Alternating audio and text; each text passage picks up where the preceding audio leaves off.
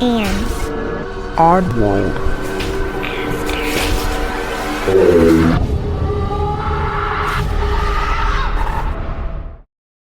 Hey oddballs, I'm your host Jensen, and welcome to episode 153.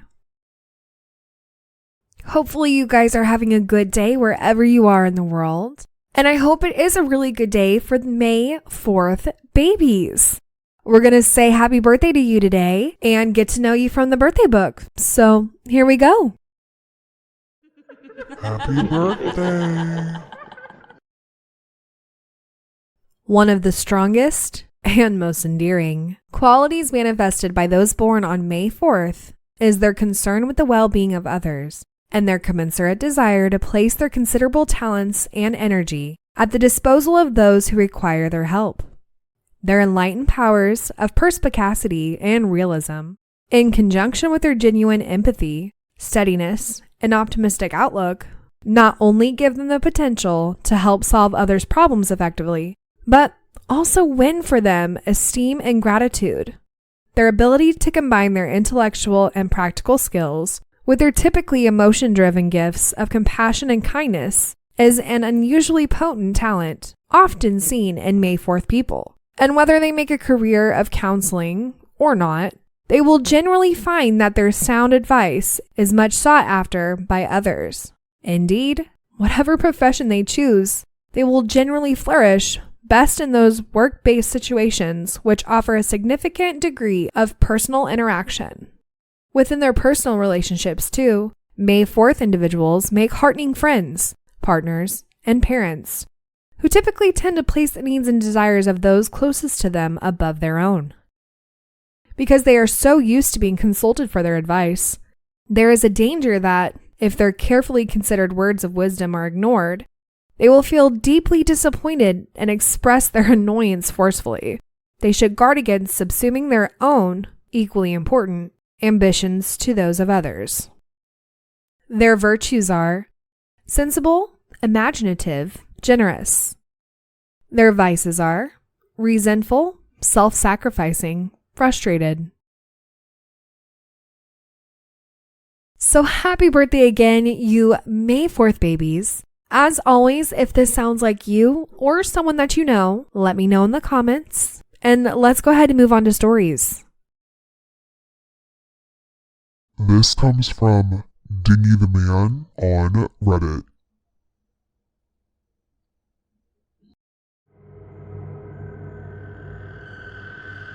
When my mother was much younger and just had her first baby, she claims to have woken up to the crying of my baby sister and noise of the pet birds in the middle of the night.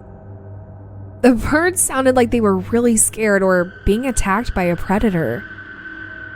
She gets up, and when she reaches the living room, she notices a shadowy animal figure with red eyes in the dimly lit room.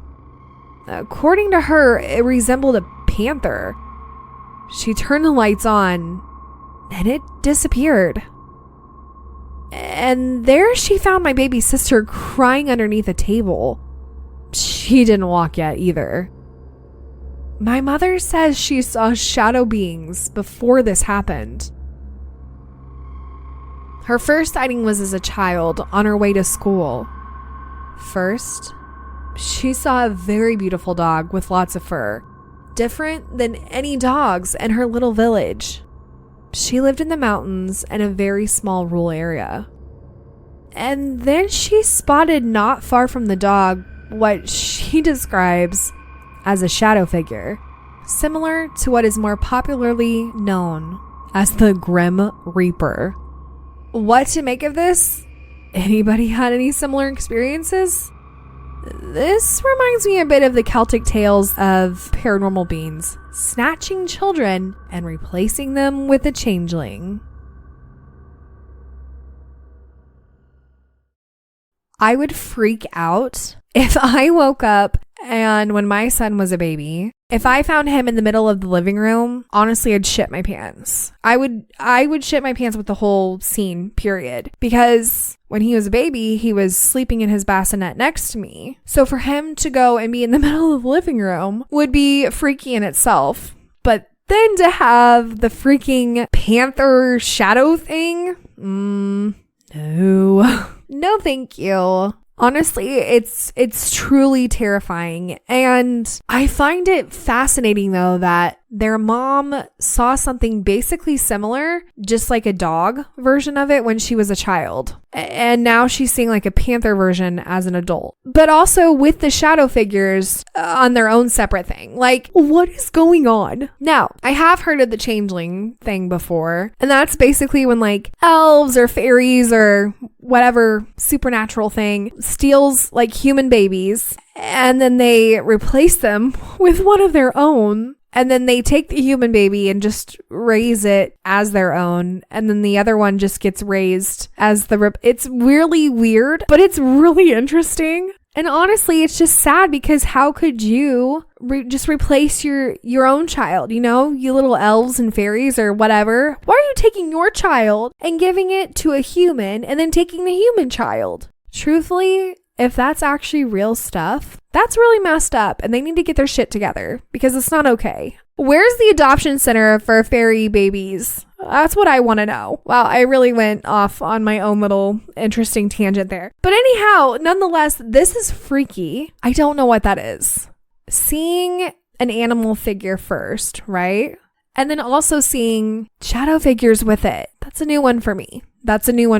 I mean, of course, I've come across stories that have one or the other, you know, shadow figures for days. My God, there are so many shadow figures out there and they're all equally as creepy as the next. But the animal ones are creepy too. But to have them together, what does that mean? Maybe it's some kind of like the shadow figure is, I don't know, like the owner, we'll say. I can't think of the right word I'm looking for, so we'll say owner of the animal shadow figure. And somehow maybe they work in tandem, but why are they taking the baby?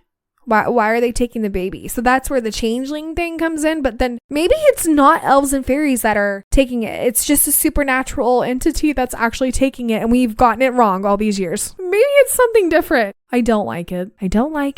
And I'm glad that your mom caught this thing before anything bad happened, because my God, then that would have been an even scarier story. But if you guys know what this is, please let me know. And let's go ahead and move on to the next story. This comes from Kephartist on Reddit.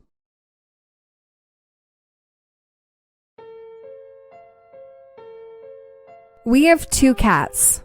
They routinely jump on the bed, and I stretch out my hand in the dark, waiting for their fuzzy head to fill my palm. One night, I feel the gentle pounce, but the cat never contacted my hand. I look up, and I see nothing. I dismissed it as mental conditioning. It happened the next night. And the next, for a week, sometimes multiple times in the night. I was even feeling it walk gently up the bed. Mental conditioning? Okay, I thought. But why now after a lifetime of owning cats? And so much all of the sudden. About a week after the events ended, I mentioned it to my wife, expecting a nonchalant dismissal, but she laughed and she said she felt it too. I asked and she said, starting about 2 weeks ago, for several days. It's not much of an experience, but it doesn't take much weirdness to get stuck in your brain.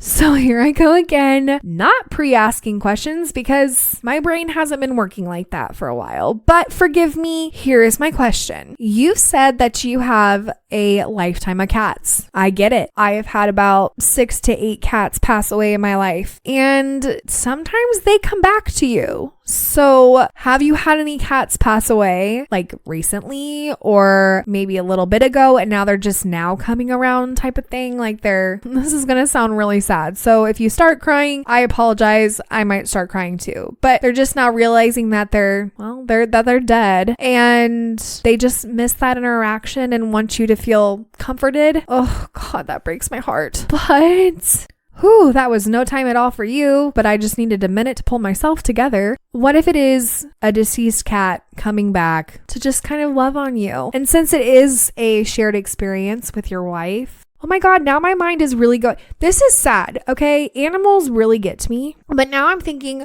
what if this cat never knew your wife, but they're coming back to confirm that they love your wife? Or what if your wife had cats and it's the opposite? Guys, I'm gonna tell you what, I'm gonna stop right there.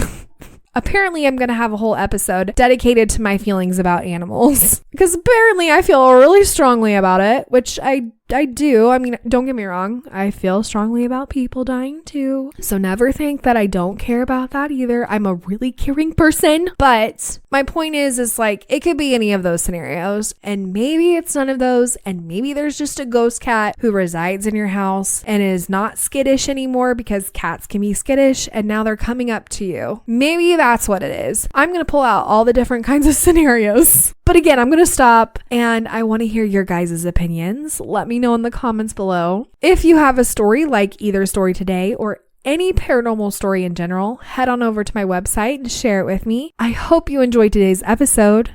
And well, it's an odd world after all. Oddballs, thank you for listening. And if you enjoyed today's episode, don't forget to leave 5 stars or thumbs up on whatever podcast platform you listen on. If you have any comments for this episode, comment below or head over to Instagram and comment on this episode's preview. To submit a story or for more information, go to itsanoddworldafterall.com.